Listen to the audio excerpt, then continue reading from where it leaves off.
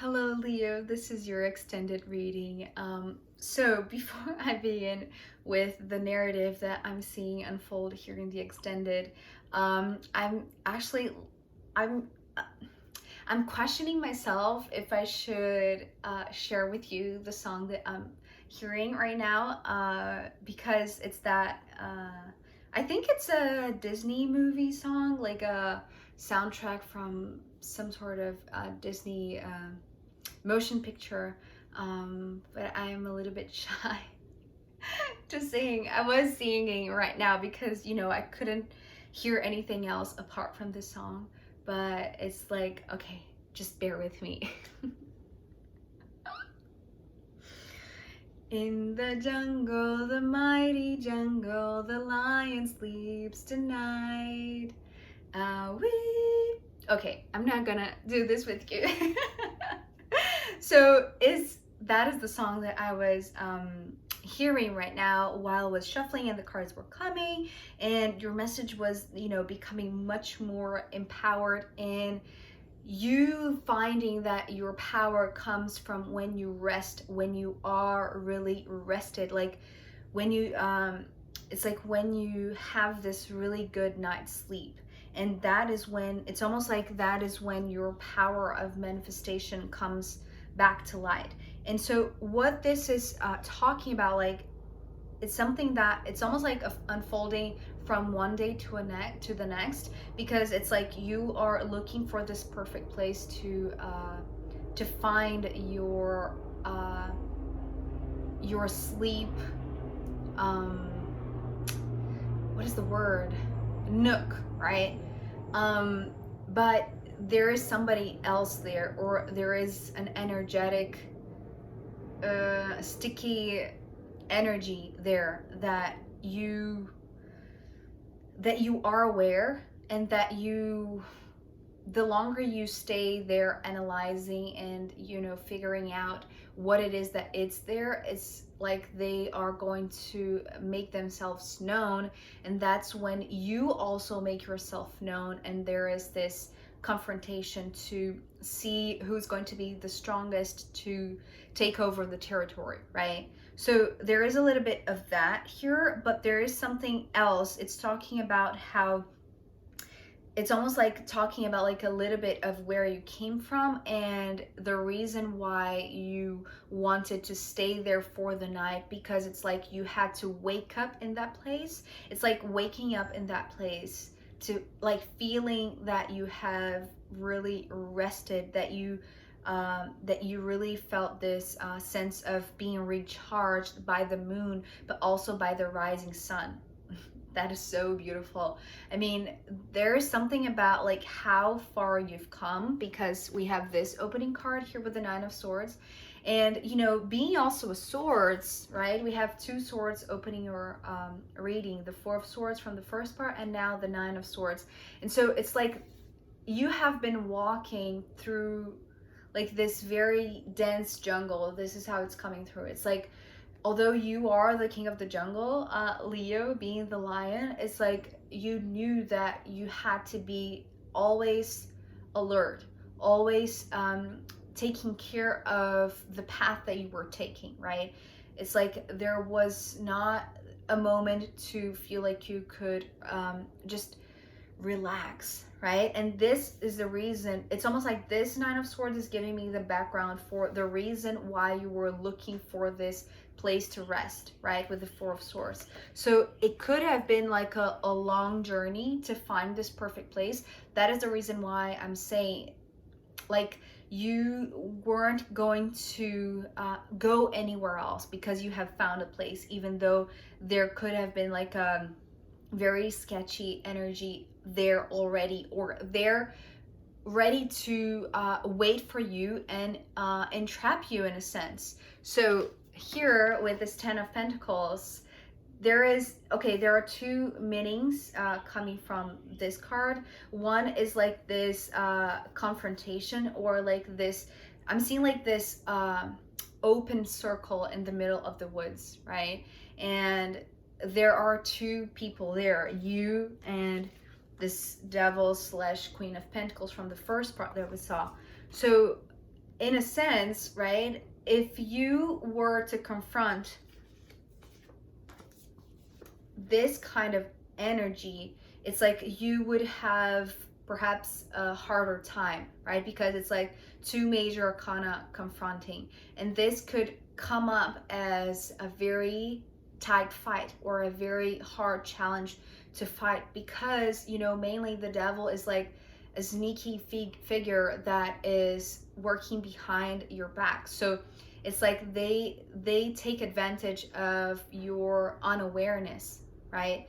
So if you were to proceed forward without becoming aware of the presence of this devil, it's like they would probably win, and they would probably really entrap you in a sense. So here, because you have waited and you have, you know, it's like waiting to see how they would manifest. So now the battle here, because it's like this is how it's taking place, this is how it's being manifested in a way, right? Because we have the two pentacles here in the middle. So it's almost like this confrontation of who deserves to have this space, or to you know, dominate this territory, this physical space. So now that you have waited, your fight is no longer with the devil's side of this opponent, is like just, or not just, but you know, in comparison to you coming as this major arcana, the strength, you are much stronger than this Queen of Pentacles. Now, no matter how many resources they have, or how much they are trying to show their own power, right? Perhaps financially even, or you know, just with this hierarchical authority, or some sort of imposition of their power, really. It's like you know, what I'm hearing right now is like, you don't know who you're dealing with. And of course you do, Leo. I mean, you are the lion. I mean, you are, you know, this higher predator. So you are at the top chain of, you know, the feeding, how do you say? Feeding chain? Is that how you say it? Okay. You know what I mean, right? So it's like there is, like you have the advantage now, right? And so even though this has been like, perhaps you have come a long way, you are tired, you deserve to rest, there is also like this last battle to see who's going to take over this resting place, in a sense, right? So yes, you have found the place to rest, but with this Ten of Pentacles, it's like there is a confrontation to see who's going to take this place, right? Or who's going to just dominate this territory, right? So yes, this is the first meaning of the Ten of Pentacles. The other meaning is actually the second meaning, but actually that came through first when I saw it, was that once you arrive in this place, right? And once you it's like, once you know that you have to wait to watch and analyze this place from afar, it's like, you know that there is somebody there already, right? It's like, you know that the devil will show up, that the Queen of Pentacles will show up, and they do. This is what it's like, you know that they are going to show up first, so you are the one that is coming in the scene next, right? Because you are, it's like you want the advantage to have more information, or you know, have this thorough analysis of the place before you enter the ring, in a sense. So yes, you know that this is coming, right? So it's almost like gather up your energy a little bit further, right? With this Eight of Wands, it's like the building up of the energy is still there, but it's not one that will include movement. It's more like this stance to see who is going to win this battle, in a sense, and to you know, take over the place that you have found for yourself. So there is a little bit of competition here, and things, it's almost like things escalate, or they warm up really quickly, right? It's like this Eight of Wands is talking about how things are, you know, just escalating in a fast speed, perhaps something that you were trying to avoid, right? You know, being this very gentle, calming presence that, you know, you're showing your power without having to fight, in a sense. It's like you don't want to fight. You don't want to discuss anything. You don't want to, it's like you are just proving how strong you are, but through this very discreet position, right? And like just being firm, right? Just stating that you're not going to move, you're not going to go anywhere, right? But there is a little bit of like a flaring up, right? It's almost like something that began as, you know, perhaps only financial, or like a discussion that could be, you know, related to something very practical, some sort of minor issue. It's turning into something that could be very inflammable. Inflammable, is that the right word? It's like you could get burned, in a sense.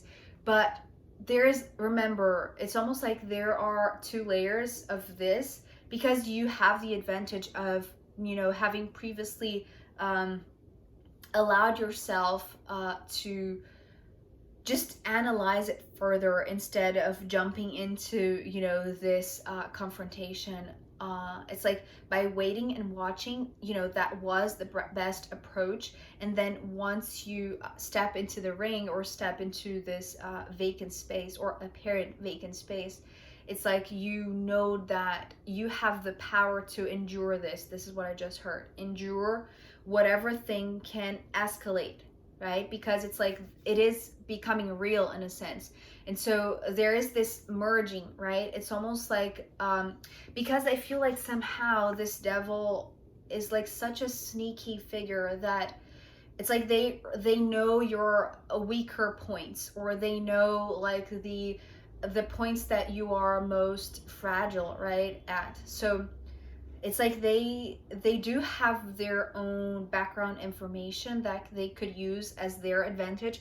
But remember, it's like you're not confronting the devil, you are confronting the human version, or the 3D version of this devil, which is the Queen of Pentacles. But you're still remaining with, you know, your heart very set into this. It's like a brave stance to not fight, although you are making your presence known, right? It's like you're fighting with your heart. You're fighting with love, with peace, with presence, right? Instead of with aggression, or, you know what I mean, right? So this is all like I feel like this happens very quickly, but it's like until it gets to this point, it's like there is a lot of, you know, circling around, and one opponent, you know, trying to study the other. And then when the 9 comes, it's like things get inflamed, right? Because it's like I'm seeing this 8 of Wands as like a really big fire in the middle of this spot. So it's something that is, you know, perhaps part of this, you know, it's like nighttime is now another factor that has to be included into this confrontation. And you are the one who knows how to use the magic of the night, in a sense. So even though they're trying to use fire to escalate things, or to inflame things, or to even scare you, it's like you are still there, because you know that the longer you resist, the longer you show how strong you are to remain untouchable, or, you know, you are being provoked, but you are, it's like nothing can reach you, or nothing can really set you off your balance or your strength, because we have this beautiful card coming next, the Sun. So this is almost like, it's like they are trying to keep the fire lit throughout the night, because it's almost like they, if you are there and you haven't fallen into the trap that they were trying to organize for you to fall in, it's like, and you were looking for a place to rest, is like, you know that this is going to perhaps, just extend it throughout the night, right? It's like they're trying to keep the fire lit for you to not take this moment to rest. And the sun is starting to rise and you haven't gone anywhere. It's like, even though you didn't achieve this really good night's sleep, it's almost like you were fighting your demons, where, well, even through your sleep, right? It could be like this kind of metaphor too. In your sleep, you're still fighting your demons, because even though, you have fought the battle in a practical sense, during your sleep, you could still be fighting this devil that is still trying to sneak in, right? But I feel like the sun is rising here, and it's rising in your favor, because we have another 9, the 9 of Wands. So it's like the advantage that you have, it's not only from the path that you have walked through to come to this place and in need of rest, right? But still finding that, in remaining in this ring of fire, really, right? That it's like it is it's like there is this kind of unwanted competition or unwanted confrontation that is keeping you up at night when you wanted to just relax and sleep and rest. And yes, you're not able to do so, but there's something about the strength that comes from the sun, especially because the sun rules Leo, right? So it's almost like, yes, you know that you need this good night's sleep to really rest and recharge and restore everything, all of your energy, but is mostly like you knew that you had to stay in this place until sunrise, until the sun comes up again, because it's from, the sunshine that you really, it's like you wake up, right? It's like you become this roaring beast, right? That can no longer be can be paired or can be matched. It's like there is, like, you are going to win, right? No matter how strong or how insistent this kind of confrontation is, right? Or how long it takes for you to win it. So I feel like this 9 of Wands is like setting you on a new path in a sense, right? If you have come through this path of swords to find this resting place, and even though you couldn't rest, or if you could, you were still fighting this, this devil in your sleep, it's like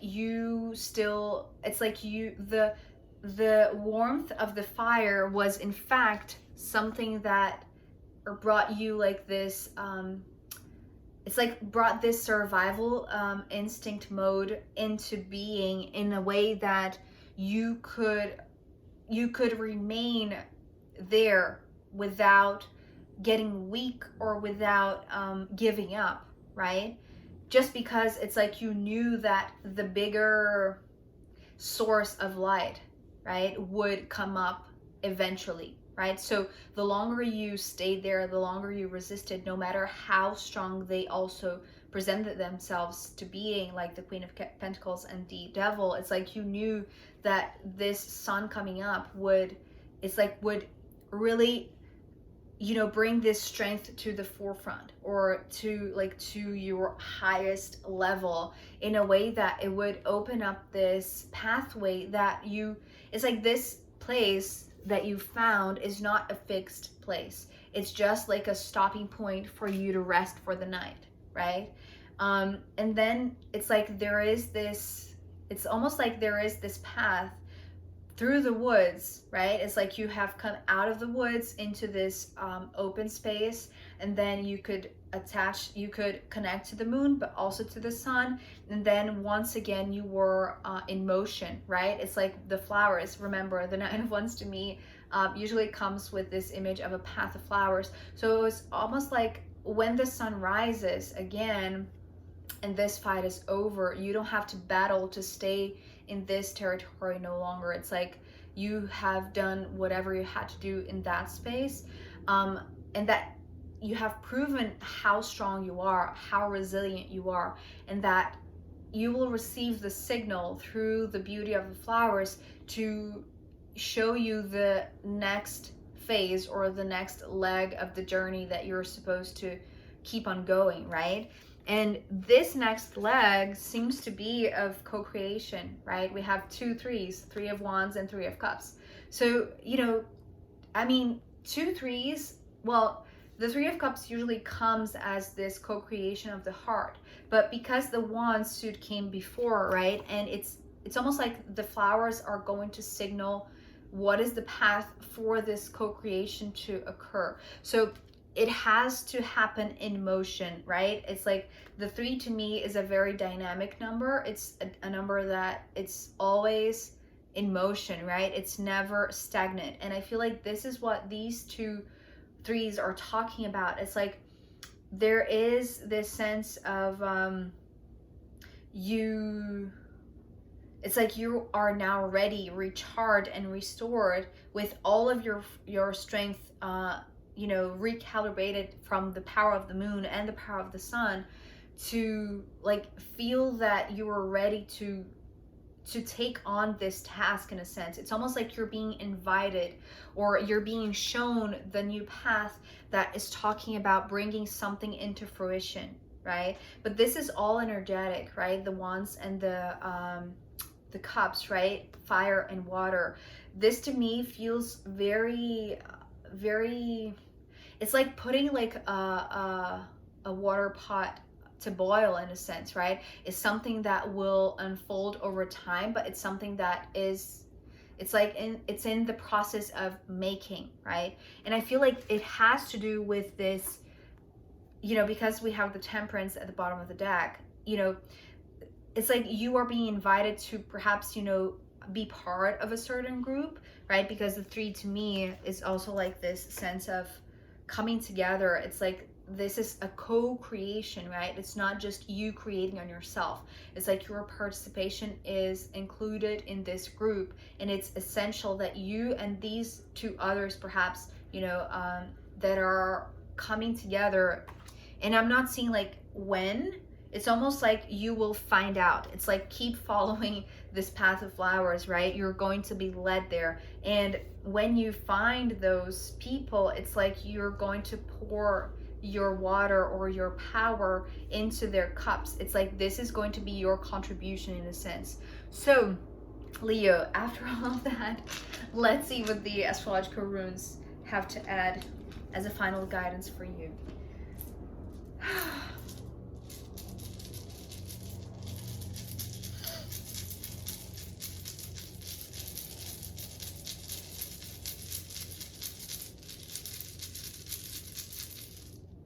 Two.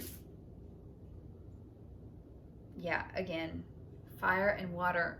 So we have 2 astrological signs. We have Sagittarius and we have Pisces. You know, Sagittarius is the fire sign and Pisces is the water sign. So this is what I was talking about, you know, in perfecting this kind of mixing the elements, right? The 2 most creative elements, right? If we think of water as being, you know, the element in which, you know, life is created, life is generated, but also like the fire is this spark of life. It's like you need both.